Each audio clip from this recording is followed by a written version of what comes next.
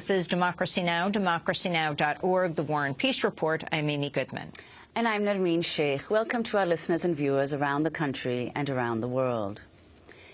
President Obama has sent Congress a formal request to authorize military force against the Islamic State 6 months after the U.S. began bombing Iraq and Syria. The resolution imposes a 3-year limit on U.S. operations, but it does not put any geographic limits on the military campaign. It also opens the door for ground combat operations in some circumstances. Obama spoke at the White House Wednesday, flanked by Vice President Joe Biden, Secretary of State John Kerry, and outgoing Defense Secretary Chuck Hagel. Today, my administration submitted a draft resolution to Congress to authorize the use of force against ISIL. I want to be very clear about what it does and what it does not do. This resolution reflects our core objective to destroy ISIL. It supports the comprehensive strategy that we've been pursuing with our allies and our partners. A systemic and sustained campaign of airstrikes against ISIL in Iraq and Syria, support and training for local forces on the ground, including the moderate Syrian opposition, preventing ISIL attacks in the region and beyond, including by foreign terrorist fighters who try to threaten our countries, regional and international support for an inclusive Iraqi government that unites the Iraqi people and strengthens Iraqi forces against ISIL, humanitarian assistance for the innocent civilians of Iraq and Syria who are suffering so terribly under ISIL's reign of horror. Questions over the language in the resolution have been raised by both hawkish Republicans and anti-war Democrats in Congress.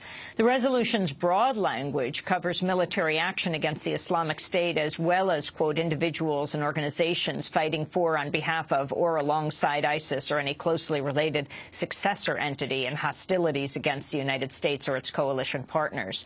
The resolution also leaves in place the open-ended authorization for use of military force Congress enacted 1 week after the September 11th attacks, which has been used to justify U.S. action in Somalia, in Pakistan, in Yemen, and beyond.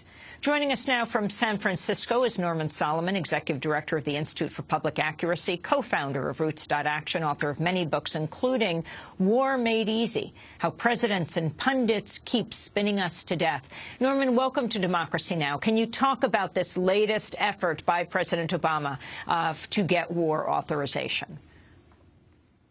Well, unfortunately, in political terms, it represents a sort of repetition compulsion disorder. Back to the future from an administration that came in saying it was going to dispense with the concept, or at least the phraseology, of a war on terror.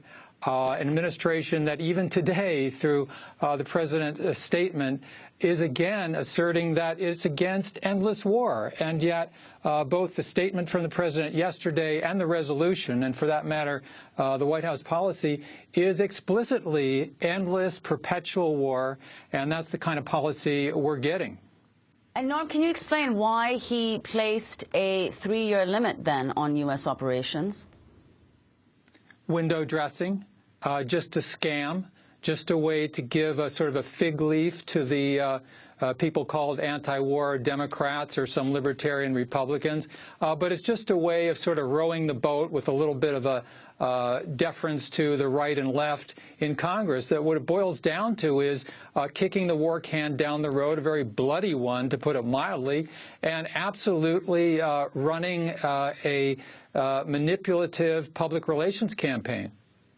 We're hearing numbers like there are 200,000 members of ISIS, or people fighting, identifying themselves as ISIS. This number has just gone up astronomically. Is there any way to verify the kind of information that comes out at a time like this, when war is being voted on in Congress? Well, historically and in the present day, there's no way to verify whatsoever. You could depend on some inflation, to put it mildly. We also heard from the president yesterday that there were 2,000 airstrikes by the United States in the region, in the Middle East, in the last 6 months. But we don't know if that's true at all.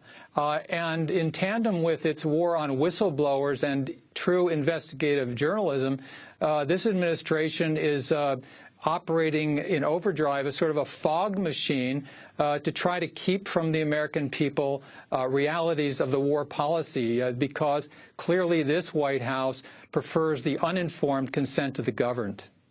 And Norm, could you comment on the timing of Obama's request? It came just a day after American aid worker Kayla Mueller's death was confirmed. He also mentioned her in his remarks.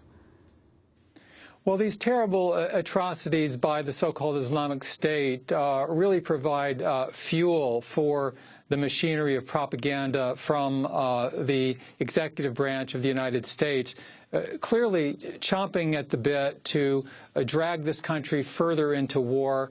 And I think it's very symbolic that, and literally significant as well, that the 2001 authorization for use of military force is not being challenged or proposed for ending by this administration. So that very open-ended authorization right after 9/11 is one that the administration is embracing and trying to ride for all it can, essentially in search of enemies. And if there are no geographical or conceptual or state boundaries that will define this war coming out of the U.S. government, then the search for enemies is open-ended and infinite.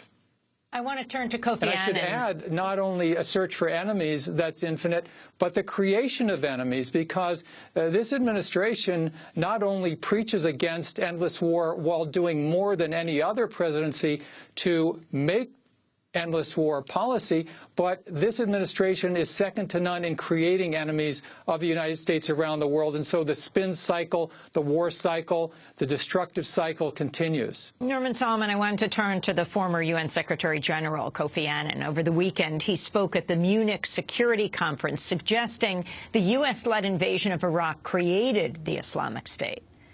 The second and much more proximate cause of the instability we are witnessing today was the invasion of Iraq in 2003. I spoke against it at the time, and I'm afraid my concerns have been proved well-founded.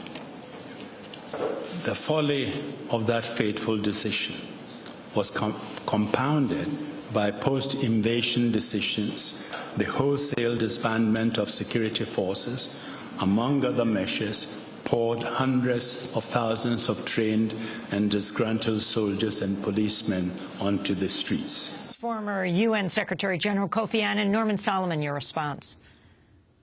It's a good point, but when you go back to that time, and I think, Amy, you and I spoke about the impending invasion of Iraq, more than a decade ago, Kofi Annan could have been much stronger in his post at the United Nations in opposing it. And frankly, there are all too many people in Washington as well who, in retrospect, say what terrible tragedies are or have unfolded. But at the time, they don't have a whole lot of backbone. They don't challenge the administration. And years from now, we're going to have people who were in Congress right now who will say what a terrible tragedy yesterday's statement and offered resolution from the Obama White House was.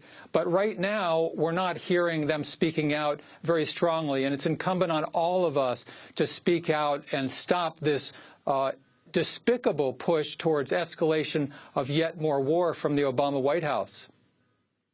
Norman Solomon, we're going to break and then come back to ask you about the suspension of Brian Williams for lying about Iraq. And we want to talk to you about the Sterling trial. Then we're going to go on to talk about what happened in North Carolina, near the University of North Carolina. The 3 young students, 2 sisters, and one of their, new husband, who were just gunned down. The police say over a parking spot. Their family says it's a hate crime. Stay with us.